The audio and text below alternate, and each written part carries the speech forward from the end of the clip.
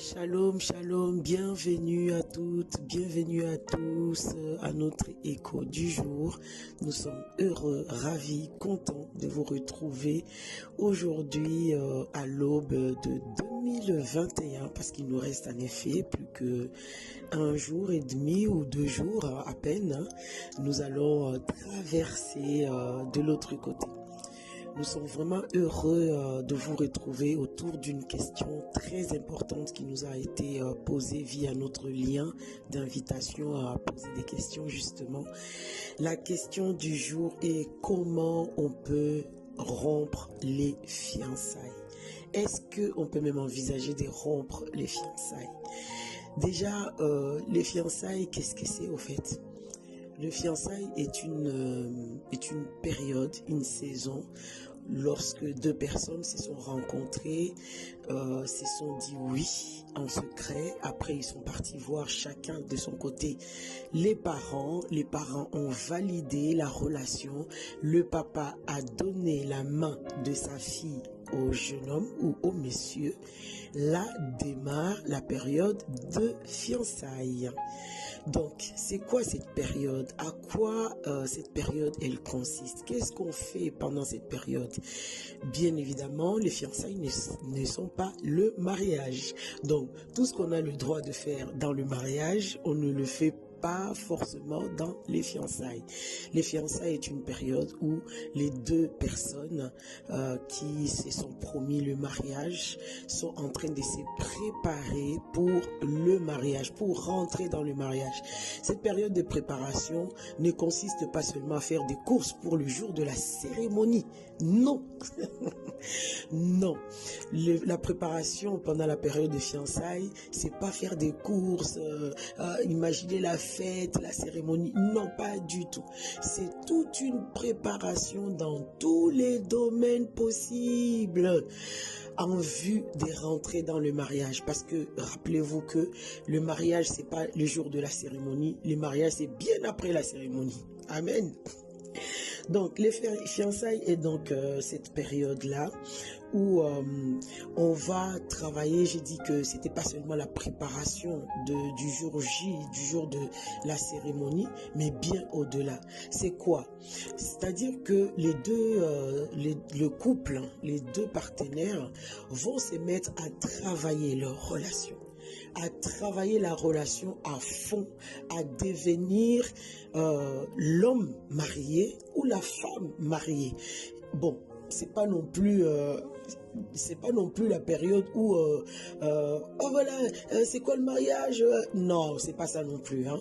Je pense que dès que tu as eu la conviction à tes 10 ans, 15 ans que tu n'es pas faite pour vivre seul ou fait pour vivre seul, tu commences déjà à t'intéresser déjà c'est quoi le mariage, tu regardes le couple et tout. La préparation commence bien en amont, mais cette préparation pendant les fiançailles, c'est adapter sa vie à la personne avec qui je veux vivre, la personne que j'ai trouvée. Je vais aller dans le sens de former une seule chair avec cette personne. Je dois me réajuster, me redimensionner pour pouvoir rentrer en relation avec la personne. Vous savez, dans la parole de Dieu, la Bible dit dans les livres d'Amos, chapitre 3, verset 3, deux hommes ne peuvent pas marcher ensemble s'ils ne se mettent pas d'accord. C'est vraiment approprié. C'est de ça qu'il s'agit. Pendant cette période de fiançailles, les deux partenaires sont en train de travailler pour devenir une seule chair, c'est-à-dire construire la vision du couple, construire, comment dire, bon oui, en gros, vraiment c'est ça quoi, la vision du couple qui va se décliner finalement en plusieurs parties. Ils vont vraiment travailler leur caractère, leur personnalité pour pouvoir rentrer dans cette dynamique de devenir une seule chair demain. Parce que la base du mariage demain, ça va être l'unité. Et cette unité-là, on ne l'improvise pas une fois dans le foyer. Ah ouais, bon maintenant il faut qu'on devienne une seule chair. Non, on commence à le travailler bien en amont pendant la période des fiançailles. Maintenant, qu'est-ce qui peut causer la rupture des fiançailles? Oui, pourquoi? Le mariage, Dieu dit, les deux deviendront une seule chair et que personne ne sépare ce que Dieu a uni. On ne peut pas. C'est fini. C'est une voiture, comme quelqu'un a dit, sans option marche arrière. Lorsque tu es dedans, on ne retourne plus, c'est fini. Mais par contre, pendant cette période de fiançailles, tu as l'option marche arrière. Donc tu peux encore reculer. Et quelles sont ces raisons qui peuvent te faire reculer pendant les fiançailles pour ne pas rentrer dans le mariage? Premièrement, des raisons spirituelles. Quelle est cette raison spirituelle? Incompatibilité spirituelle, c'est-à-dire l'être humain est un esprit qui habite dans un corps et qui possède une âme. Cet esprit doit être de la même nature que ton esprit. Si cet esprit n'est pas de la même nature que ton esprit, ça sera très compliqué de former une seule chair, de bâtir une vision commune. C'est même pas envisageable. Pour tout vous dire, c'est comme si un cheval s'est marié ou s'accouplait, fusionné avec une vache. C'est pas possible. Donc, incompatibilité spirituelle. On va insister en long, en large, en travers. Vous avez compris que ça, c'est vraiment un problème qui est très délicat. Si, ne dis pas, non, non, non, il va se convertir, le Seigneur va...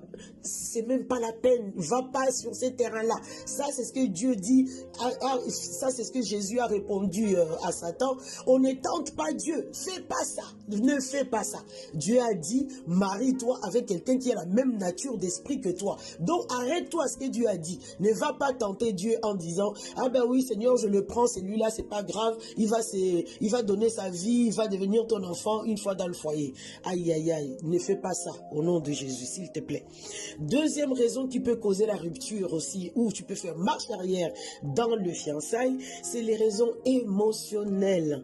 Pourquoi les raisons émotionnelles? La Bible dit, Dieu lui-même, lorsqu'il établit le premier mariage, il dit, l'homme quittera son père et sa mère, s'attachera à sa femme et les deux deviendront une seule chair. On est en train de parler de la fusion, de l'unité. Mais pour que cette unité prenne place, il y a d'abord quelque chose qu'il faut faire. Il faut se détacher.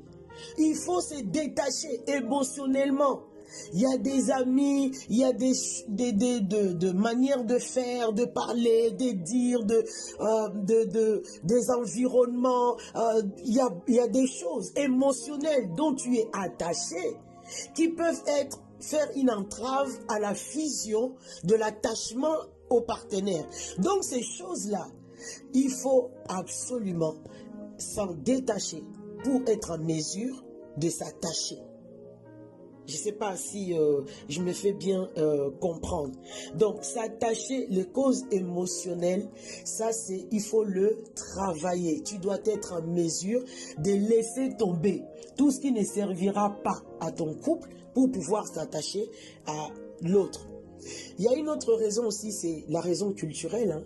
La raison culturelle, vous savez, chaque couple est culturellement différent. Chaque couple, même si vous venez du même pays, vous êtes forcément différents. Pourquoi? Parce que l'éducation que tu as eue, l'autre n'a pas eu.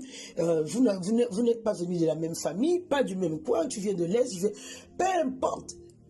Tout couple est culturellement différent. Donc, il y a une acceptation qu'il faut aussi avoir de l'autre pour arriver à former une seule chair ou une seule vision ou une seule... Mais si tu pars déjà avec une certaine, comment dire, ascendance ou encore mépris pour dire, nous, on est une race supérieure, nous, ma famille, ou je sais pas, et puis tu méprises l'autre, d'où il vient, ce qu'il aime, sa nourriture, ou je sais pas quoi, c'est même pas la peine. Demain, ça peut faire des clashs trop graves et vous empêcher de devenir vraiment une seule chair, avoir la même vision, aller dans la même direction. Il va falloir un respect profond de l'autre, l'accepter comme il est et regarder à vous deux, pardon, pour construire une vie d'ensemble, une vie commune, une vie unie dans tous les domaines de la vie. Donc, vous voyez que le principe qui sous-tend ou qui soutient le mariage, c'est l'unité. Et l'unité, on commence à la construire à partir des fiançailles, tout doucement. Et puis, ça va s'amplifier dans le mariage. Lorsque on n'arrive pas à construire l'unité pendant les fiançailles, dis-toi qu'il y a feu rouge et il faut utiliser ton option marche arrière. Sinon, dedans, ça sera très compliqué. Ne te flatte pas. Ne crois pas qu'il est le dernier, qu'il n'y aura plus personne qui viendra te prendre. Non, ne va pas dans ce sens-là parce que mieux vaut rompre une relation qui a duré 6 mois, 1 an et demi, 2 ans, que d'aller plus tard dans le mariage après, au bout de 10 ans et que tu fasses l'option marche arrière, quoique ce n'est pas conseillé. Hein? Donc, vraiment, la sagesse d'en haut soit de nôtre pour que le Seigneur nous accorde la grâce à checker dès le départ que la personne avec qui je suis en train de m'engager est compatible avec moi et avec qui je vais pouvoir construire un foyer uni, harmonieux. Dans le nom de Jésus, nous avons prié pour vous. Amen.